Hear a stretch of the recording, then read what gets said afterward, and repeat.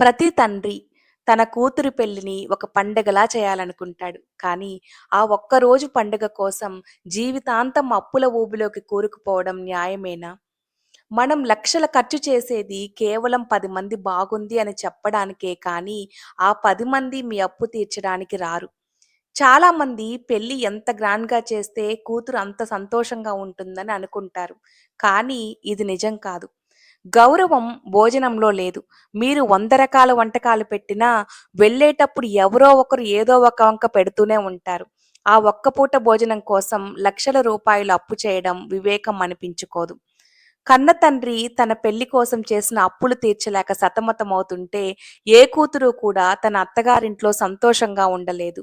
ఆ తండ్రి పడే ప్రతి కష్టం ఆమె గుండెని పిండేస్తుంది. ఈ రోజు వీడియోలో నేను మీకొక యథార్థమైన కథని చెప్తాను. ఈ వీడియో అయితే మీకు బాగా యూజ్ అవుతుంది. సో, వీడియోని ఎక్కడా స్కిప్ చేయకుండా చూడండి. రామయ్య తన ఇంట్లో ఒక పేపర్ మీద లెక్కలు వేసుకుంటూ చాలా ఆందోళనగా కనిపిస్తాడు. అప్పుడే రామయ్య కూతురు కావ్య లోపలికి వస్తుంది. తండ్రి పడుతున్న టెన్షన్‌ని చూసి బాధపడుతుంది. కావ్య తన తండ్రి రాసిన లెక్కలను ఓపెన్ చేసి చూస్తుంది. అందులో కళ్యాణ మండపం 5,00,000, భోజనం 4,00,000, బంగారం 10,00,000, నా దగ్గర ఉన్నవి 5,00,000 అని రాసి ఉంటుంది. కావ్య తండ్రి అప్పటికే వాళ్ళ ఊరిలో ఉన్న వడ్డీ వ్యాపారి దగ్గర లక్షకు రూ. 2 చొప్పున 10,00,000 అప్పు తీసుకున్నాడని కావ్యకు తెలుస్తుంది. ఇంట్లో అందరూ సంతోషంగా పెళ్లి పనులతో హడావిడిగా కనిపిస్తారు. కానీ తన తండ్రి మాత్రం ఒకవైపు సంతోషంగా ఉన్నా మరొక వైపు ఆందోళనగా ఉండడం కావ్య గమనిస్తుంది.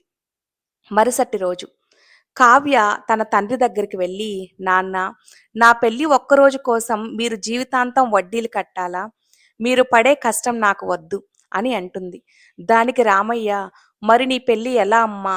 లోకమంతా నవ్వుతుంది కదా అంటాడు. అప్పుడు కావ్య, లోకం కోసం కాదు నాన్న, నా కోసం ఆలోచించండి. మనం సింపుల్‌గా గుడిలో పెళ్లి చేసుకుందాం.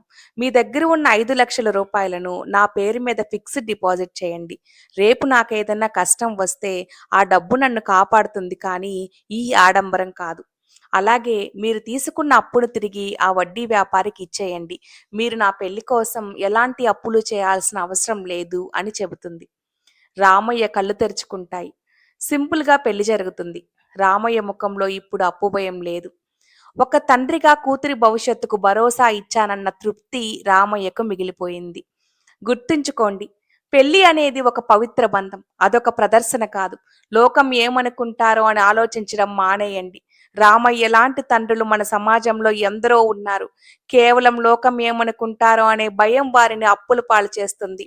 అప్పు తెచ్చి చేసే పెళ్లి ఒక్కరోజే గొప్పగా ఉంటుంది కానీ ఆ తర్వాత మిగిలేది భారమే. ఆడంబరాలను పక్కన పెట్టి కూతురు భవిష్యత్తుకు బంగారు బాట వేయండి. అప్పుల ఊబిలో కాకుండా ఆనందాల తోటలో మీ కూతురిని అత్తారింటికి పంపండి. ఆడంబరం వద్దు, ఆనందమే ముద్దు. అప్పులేని పెళ్లి తండ్రికి ఒక నిధి. ఈ వీడియో మీకు నచ్చినట్లయితే ప్లీజ్ లైక్ చేయండి. ఈ వీడియోపై మీ అభిప్రాయాన్ని కింద ఖచ్చితంగా కామెంట్ చేయండి. అలాగే ఈ వీడియోను ప్రతి తండ్రికి షేర్ చేయండి. అలాగే మన ఛానల్‌ని తప్పకుండా సబ్స్క్రైబ్ చేసుకోండి. పక్కనున్న బెల్ ఐకాన్ ప్రెస్ చేయడం మాత్రం మర్చిపోవద్దు. సో దట్ నేను పెట్టే ప్రతి వీడియో మీకు రీచ్ అవుతుంది. మరొక మంచి వీడియోలో మళ్ళీ కలుద్దాం. అంతవరకు సెలవు.